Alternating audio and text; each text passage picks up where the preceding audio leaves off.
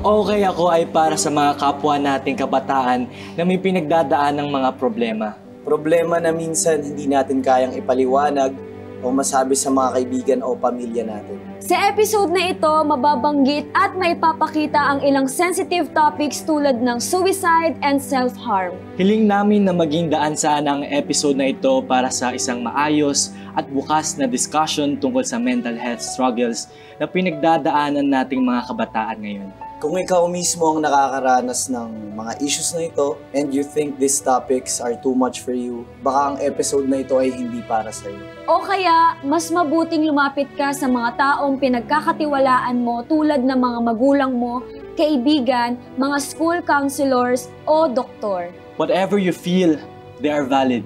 And the more you talk about it, the better people can understand. And the better they understand, the better they can help. Because sometimes, the only way to carry a burden is to share it with others. Ang mabigat kapag pinagtutulungang buhatin, gumagaan. At darating ang panahon na masasabi mo ring, okay ako.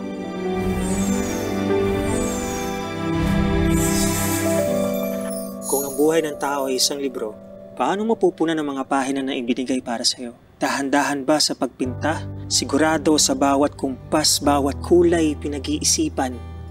O yung mabilis, yung paspas ano kung lumagpas ang mahalaga, gusto mo lang tumuklas. Pero ang mga libro ay natatapos rin.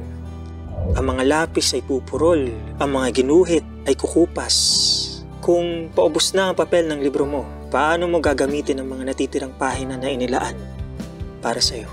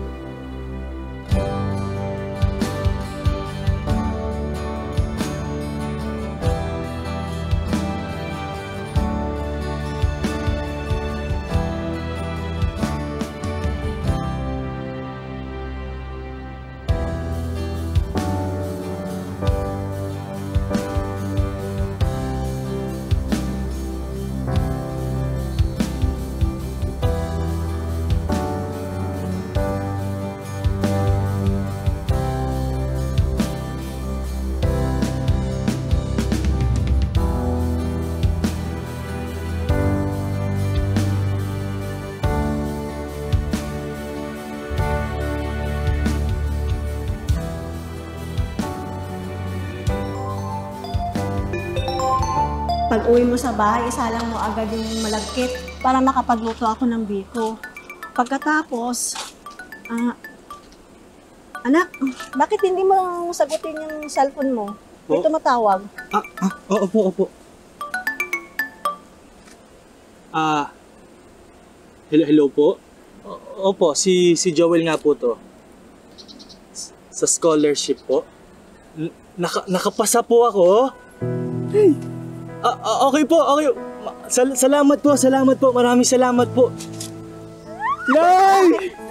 Nakapasa daw po ako dun sa exam na nakinuha ko para sa scholarship sa church nila, Pastor Bert. Salamat naman sa Diyos. Ang sabi po, mag-home visit daw po muna, tapos may interview daw po. Pero kapag nakapasa daw po ako nun, lahat daw po ng gagastusin ko sa university, sagot na daw po nila. Talaga, anak? Uy, alam mo, kung nabubuhay lang talaga yung tatay mo, tuwa na siya talaga sa galak. Sumalangit na wakaluluwa.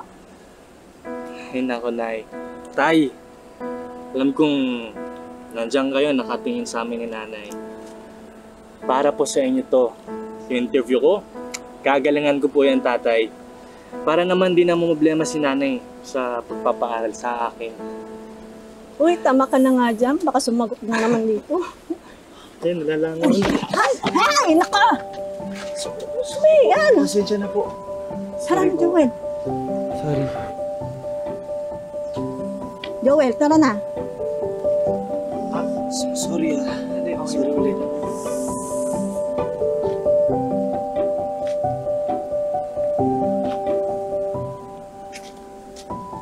Wala nang mas malaya pang lugar kaysa sa mundong digital. Isang malaking museo may pader na nakalaan para lamang sa'yo. kung saan maaari kang magsabit ng kahit na anong gusto mo magpakatotoo. Puno ng mga nakakahong larawan na nais mong ipangalandakan. Bawat isang larawan ay may kaakibat na numero. Bawat palakpak bilang, bawat halakhak bilang, bawat iyak bilang.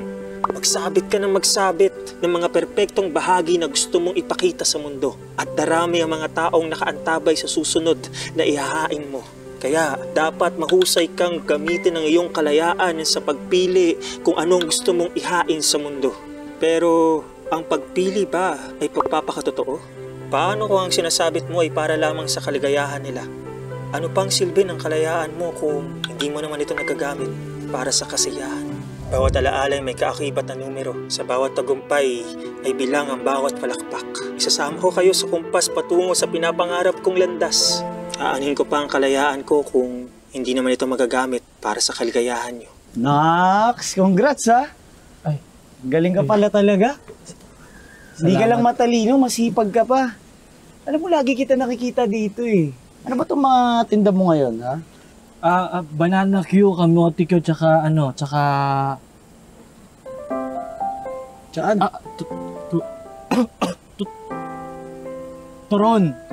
Banana Q, kamote Q, 20 na lang. Bagong luto pa to ni Mama. Parang pwede nga to, no? Masarap By the way, yan. I'm Billy nga pala. I'm Billy. You bili. You bili. Sige na, you bili na. How many? I'm Billy. How many ba? How many you will bili? Nay, kailan niyo po ba nalaman na gusto niyo na po si tatay? Naku, ano mga klaseng katanungan yan?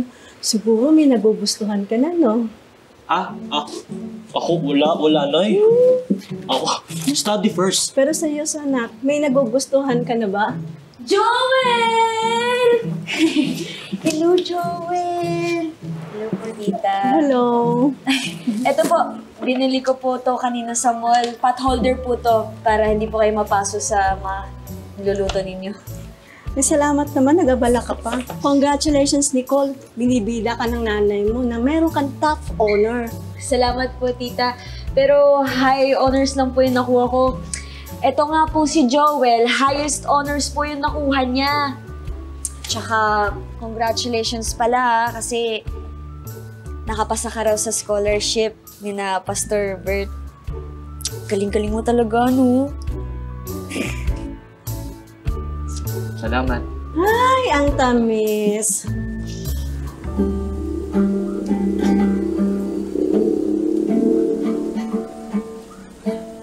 Ganda! Gagawa ka ng bagong kanta? Haharanahin mo ako? Ay, hindi. Wala lang to. Iba ka talaga, Joel, no? Ang dami mong talent. O eto, hopya. Huwa ka. Sige na nga. Alam mo, hangang-hanga ako sa'yo. Matalino ka. Tapos, ang dami mo pang kayang gawin. Katulad niyan, pagtutugtog ng gitara. Kaya nga, bilib na bilib ako sa'yo eh. Gusto kaya kita? Hoy! Okay ka lang? Uy, grabe ka naman! Nagbibiro lang naman ako! Teka lang ha, bibili ako ng soft drinks. Diyan ka lang ha. Wait lang.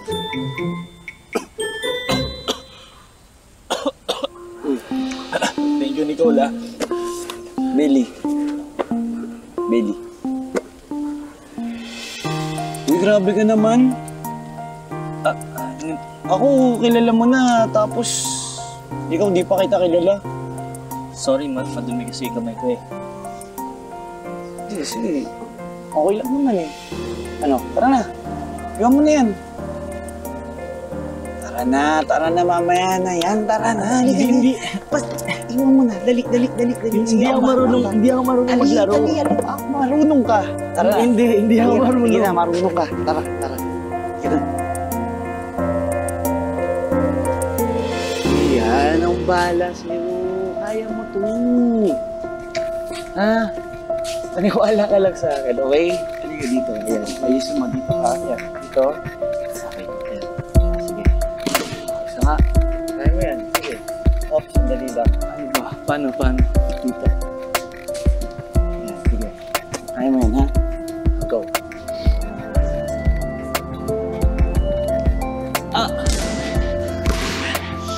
sa'yo, di ko kaya eh. Kaya na. Magtiwala ka lang sa sarili mo, okay? Okay? Sige, go. Ano yan? Paano ba? Okay, sige. Ganito ganito. Dito mo siya hawakan, tapos hawakan mo siya dito. Yan. Ganyan. Tapos bend mo yung ano mo. Hoy! Joel! Iniwan lang kita saglit para bilhan ka ng soft drinks, oh. Tapos naging basketball player ka na dyan. Galing nga. Iniwan mo pa tong gitara mo. Ay, iba ka talaga. Lahat na lang gusto mong gawin? Baka talaga Joel Garcia, no? Joel Garcia pala. Hi, Joel Garcia.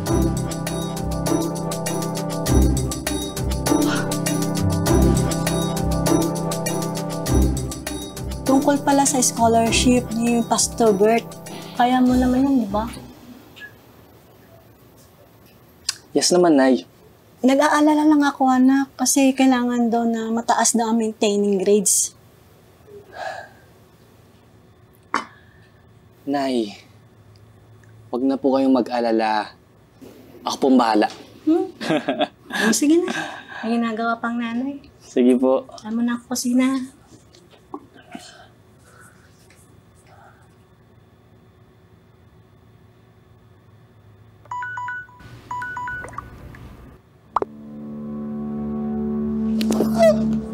Minsan, ang blankong papel ang pinakamatinding kalaban ng isang pusong hindi alam kung anong nais ipaglaban. Naghihintay sa'yo ang isang puting canvas. Hinihintay kang magdesisyon. Lapis o tinta? Pula o itim? Pag-ibig o pamilya? Pangarap ko, pangarap mo, o yung pinapangarap ka?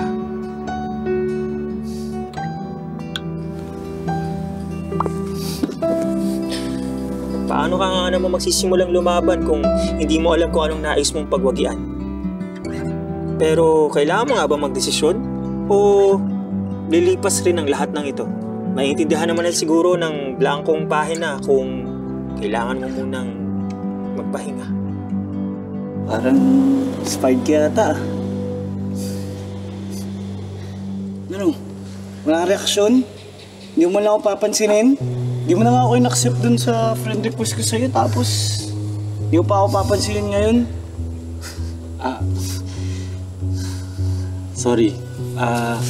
May iniisip lang kasi ako. May interview kasi ako para sa scholarship ko. Kaya ito medyo kinakabahan ako. Kasi alam mo, kakahiya kasi kay nanay kung hindi ako makakapasa eh. Well, gets ko naman. Pero alam mo kasi, Joel, minsan, kailangan mo mag-relax para, diba, free yung utak mo. Halika. Ano ba?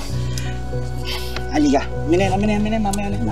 Hindi ako sanay. Halika na. Hindi ako sanay. Halika na. Tol, ayaw maglaro. Tol, ano? Halika na, tara na kasi. Halika na.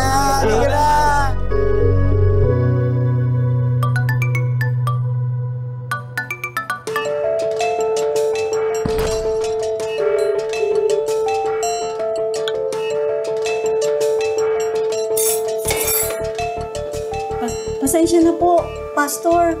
Sinusubukan ko naman po kontakin si Joel. Hanggang ngayon, hindi pa po siya sumasagot. Pasensya na, sister. Ngayon talaga ang schedule namin para kay Joel. Surprise visit nga ang ginagawa namin para makita namin ang tunay na lagay ng aplikante. Wala siya. Paano namin mapoproseso ang scholarship niya?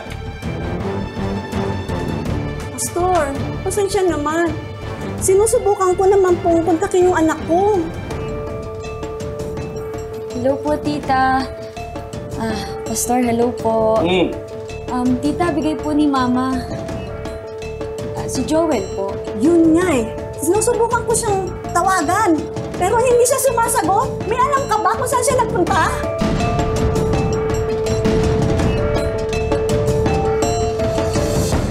Kita mo. Kaya mo naman pala eh.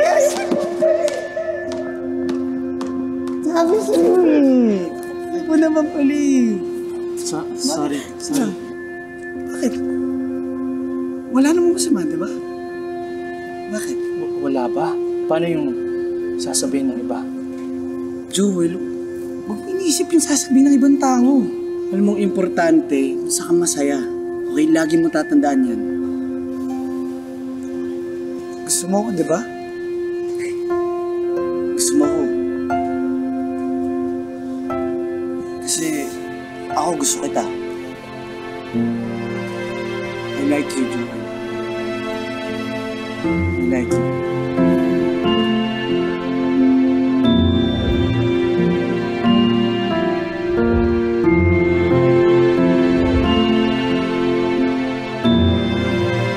Joel! Joel! Joel!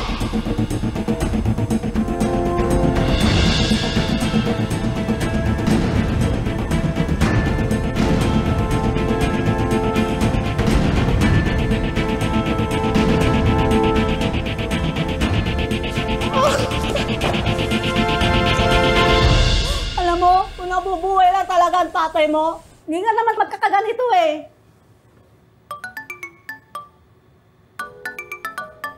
O tumatawag si Pastor Bert, bakit di mo sagutin?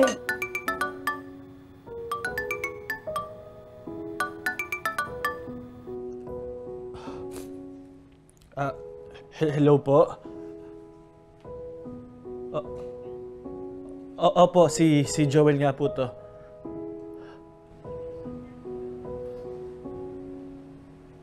Opo, Pastor.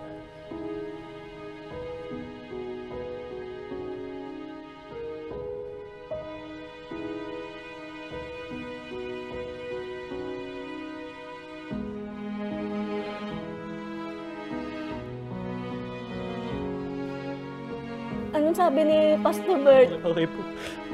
Sige po, Pastor. Okay po. Sige po. Salamat po. Anong sabi ni Pastor Bert?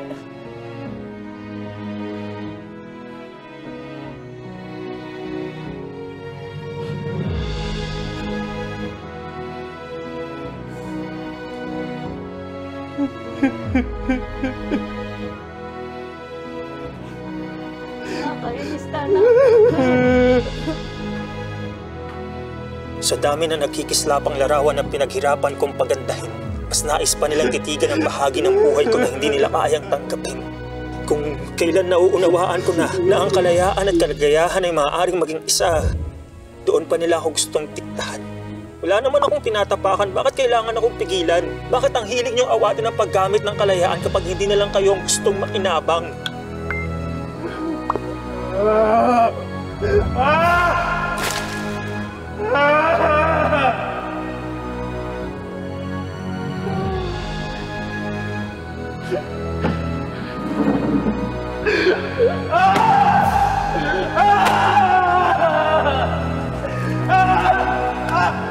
Joel! Joel, ano ba? Joel, kumalma ka nga! Umupo ka! Ano ba? Ano ba problema mo, ha? Nakita tayo ng nanay mo? Ha? Sabihin mo sa akin, ano, yun ba? Oo! Ano naman, Joel? Ano naman? Ano naman? Mawawala lang naman sa akin yung scholarship ko. Ititigil ko lang na may pag-aaral ko. Mawawala lahat ng pinaghirapan ko. Para sa Billy, para sa'yo. Para sa'yo. Magpakatotoo ka naman para sa sarili mo. Magpakatotoo ka, hindi para sa akin, hindi para sa nanay mo.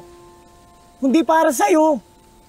Ang daling sabihin yan kasi puro basketball lang naman ginagawa mo, di ba? Ano expectation sa'yo ng tao? Ha? Ano expectation sa'yo ng tao? Wala, di ba? Wala, Billy. Pero sa akin, lahat sila mataas. Mataas yung expectation sa akin. Joel, dapat tayo honors ka. Joel, dapat scholar ka. Joel, dapat alam mo yung ganito, alam mo yung ganyan. Dapat marunong ka sa ganito, marunong ka sa ganyan. Nakakapagod. Nakakapagod, Billy. O sige, ano gusto mong gawin ngayon? Kaya wala kang karapatan. Wala kang karapatan na sabihin sa akin na gawin ko ano yung gusto ko, yung nararamdaman ko. Kasi hindi mo alam yung nararamdaman ko, Billy. Hindi mo alam yung pinagdadaanan ko. Wala ka sa posisyon ko. O, sige. O, sige, sabihin natin na hindi ko alam yung nararamdaman mo. Oo. Bakit? Kasalanan ko ba? Ha? All this time, tinatago mo lang. Kahit isang beses magpakatotoo ka para sa sarili mo. Alam mo kung ano yung gusto mong gawin, ipakita mo sa lahat. Kasi yung ka eh. Yung ka, Joel. Joel. Ni isang beses, tumingin ka sa akin, Joel, ha? Tumingin ka sa akin. Kahit isang beses lang, isipin mo rin yung sarili mo. Isipin mo yung sarili mo dahil para sa'yo din yun. Para sa'yo din yun. Paano ako makakaalpas kung nakabaon ng puso ko sa nakalipas? Paano ako uukit ng mga bagong larawan kung ang mga kamay ko'y nakalubit sa mga alaalang hindi maiwanan? Masisilayan ko pa ba ang bagong mundo? Paano kung gusto ko nang muling lumikha, may naghihintay pa bang lugar para sa mga gawa ko? Ano bang ginagawa mo kaganina? Nakita ka pa ni Pastor Bert. Paano na lang yung scholarship mo? Hindi naman kita kaya pag-aralin ha. Kung wala yun. Alam mo, kung nabubuhay lang talaga ang tatay mo, hindi nga naman magkakaganito eh.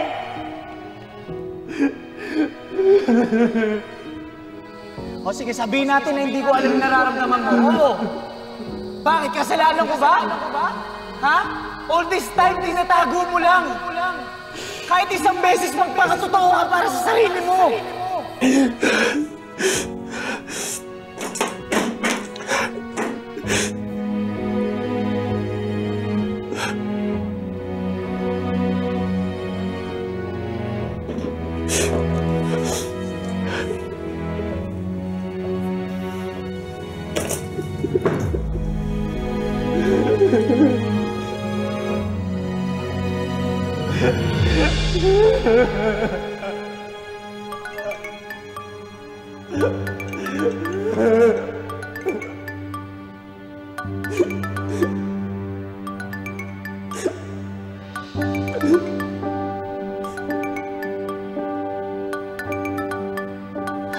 Nasa labas na si Billy, oh. Huwag namang gawin yan, oh. Huwag gawin yan. Marami kami nagmamahal sa'yo dito. May naghihintay sa'yo sa labas. Ika na.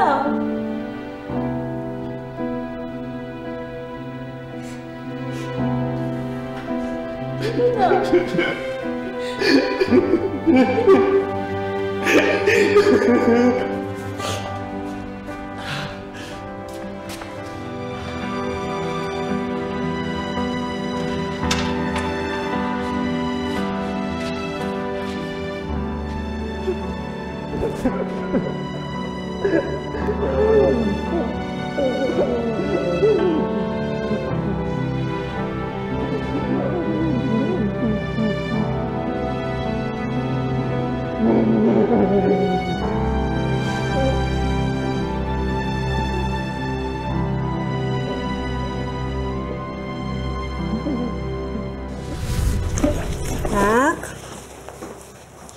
Nak, almusal ka muna.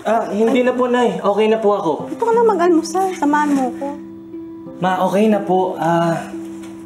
Nandyan na po kasi sundo ko. Baka malate pa po ako. Good morning po! Ay, good morning, Good morning ka. Oo nga, good Gusto mo rin morning. ba ako mag-almusal? Ay, dito hindi po. Pero salamat Sa university po kasi ako kakain. Tsaka late na rin po kasi yung anak niyo sa trabaho eh. May baon na rin naman siya. Yeah. Hinahanap ka, no? Man. Ayun, hinihintay ka niya sa labas. Punta ka na doon. Lakad na. Sige na. Dito na.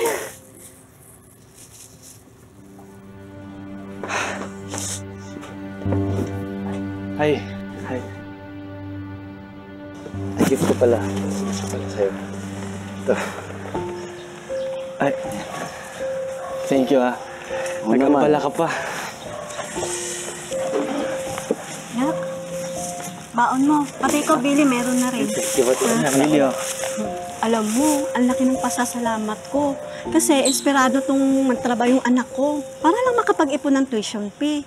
Nasa ang taas ng pangarap niya eh. Dahil rin naman po sa kanya, tita, kung bakit gusto ko pong bumalik sa pag-aaral.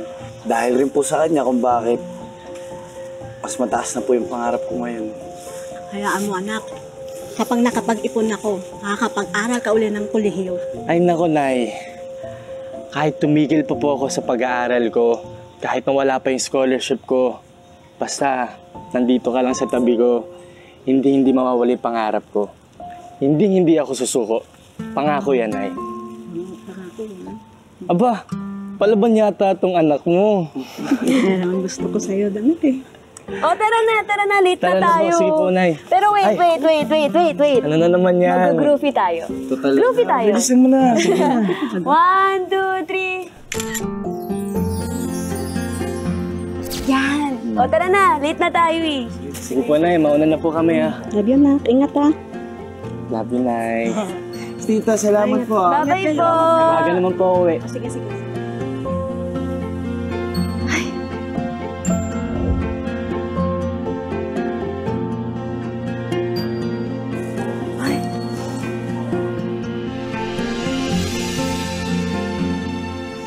Sweet niyo naman. Tama na.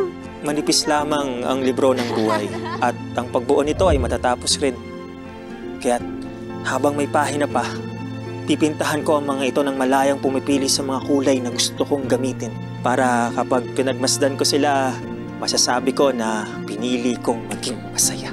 Dahil kaligayahan ko rin naman ang makakapagpasaya sa mga taong mahal ako, di ba?